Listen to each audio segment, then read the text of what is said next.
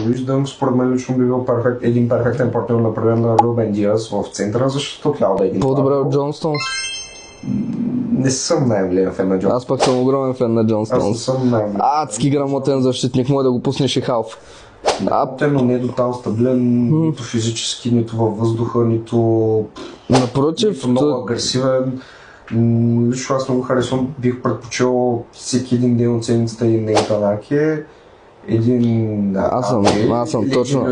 Аз съм точно обратното. За мен той трябва да е абсолютен титуляр с Рубен Диас и просто Джон Стоунс е един от защитниците, които най-много харесвам. Да не кажа, че го харесвам и повече от Габриел, но Аке аз изобщо не го харесвам. По-добър партньор на Рубен. Аке е много... Или пак Аканджи. Аке е много мек. Напротив, според мен пък Стоунс е мек. Стоунс смята шпагати за щяло и не щяло е... Това е Нейтан Аке. Напротив, пак е... Пишете много коментарите вашата гледна точка. Да, така се различаваме.